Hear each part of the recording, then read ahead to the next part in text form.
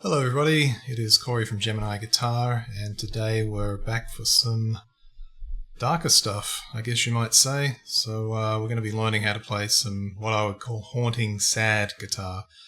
Quite reflective stuff, the sort of thing you'd play late at night, maybe thinking about things, pondering the mysteries, that sort of thing. Okay, so if you want to find out more about the sound that I'm using, it is from a Line 6 TonePort UX1, and you can check the link in the description below this video. That'll lead you over to my sound and setup, and the sound is Like Heaven, and I'm just using some chorus delay and reverb.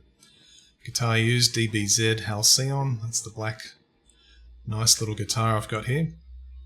More for metal than anything, but I find I can get by with even this sort of stuff anyway. Okay, so to begin with, we're going to start in the 5th position, and what we're going to do is basically an A minor-ish sort of chord.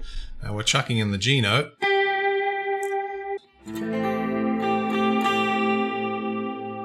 So it just gives it a bit of extra colour.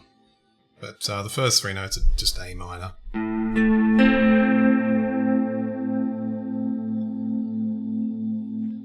So you want your 4th finger down on fret 8 on string 2 for that. 3rd and 1st finger fret 7 and 5, strings 4 and 3. Going to be hitting then the open E string after that.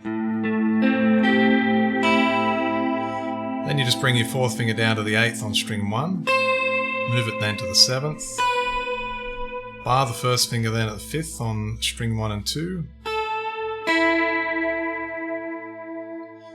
So far we get this.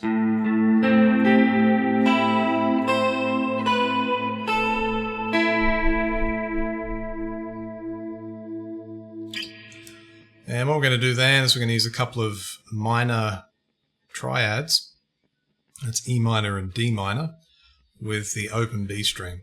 So you'll need 1st finger just here on the 3rd string, that's fret 4. 5th fret, string 4, and then 7th fret, string 5.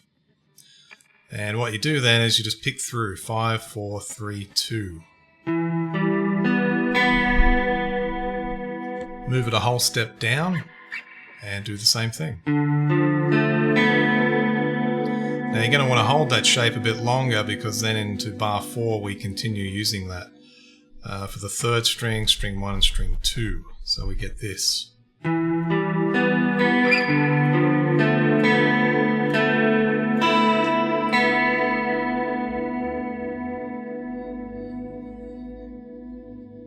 all you got to do at this point is just take the 4th and middle finger off, keep the 1st finger where it is, position your middle and 3rd finger at fret 3 on the 5th and 4th string, and just pick 5, 4, 3, 2 and back to the 3rd string.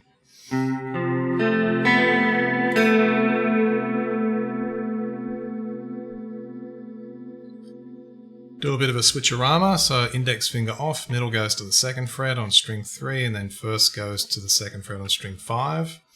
And just do the same thing, 5, 4, 3, 2, back to the 3rd string.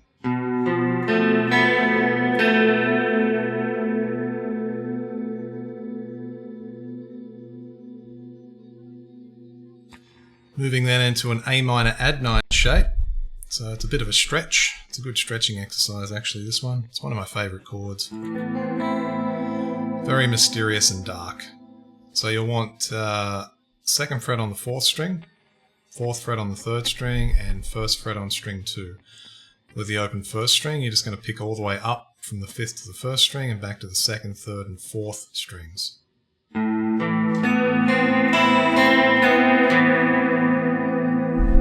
You can really pick that any way you want. I know in the example that I played in the intro I was doing I guess a little bit of a strange picking pattern, but I just like the sound of it, so I just go down when I go that way, and I go up when I'm going up. So I guess, going down, we're doing the down motion. When we're going up. Generally I find upstrokes provide more of an accented sound, so they're quite useful in this circumstance.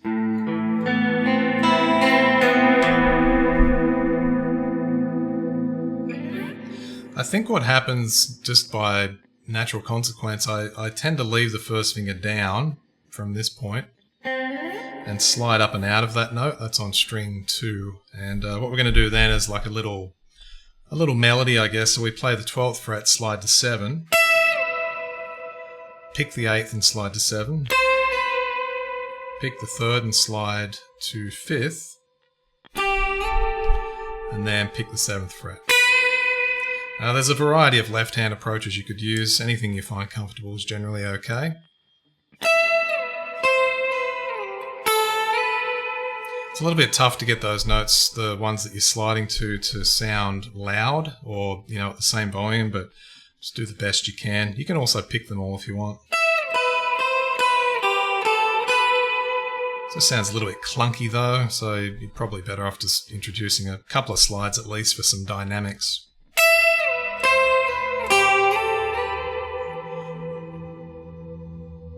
And what we're going to be doing then is transforming into an F major shape with the open E string, just for that extra bit of airiness. So we're going to want middle at 6 on 2, then we're going to put the first finger here at the 5th fret, and then 3rd here, 7th, 4th here at the 8th fret.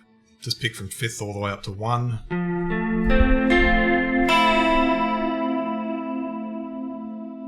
And then pretty easy from here on in. Now all you've got to do is just move that shape up a whole step. You come in on the second half of the beat. I missed that last note.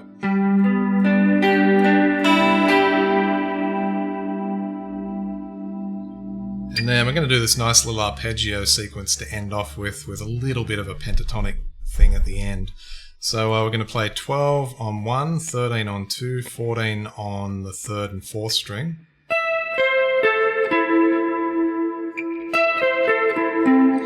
Complete that down to the 15th on string 5. Then you want to slide to the 14th fret. Oops. Actually, I'm coming in my head, I'm coming in off the beat, so I've got to come in on the beat. Just use your index finger then, 12 on the 5th string, and then pick that slide to 10. Hammer back. And then you go to string 6, pick 10, hammer to 12. 5th string again, pick 10, and then re-pick it, and then slur to the 12th with a slide. Add some vibrato there. That always helps, just to end things off. So the last couple of bars will sound like this.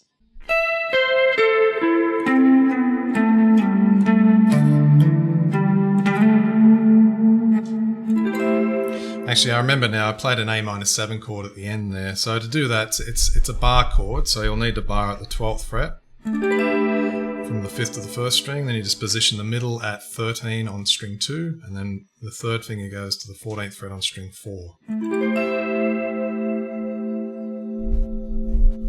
It's a bit of a jazzy chord generally, but it sounds pretty cool in this context.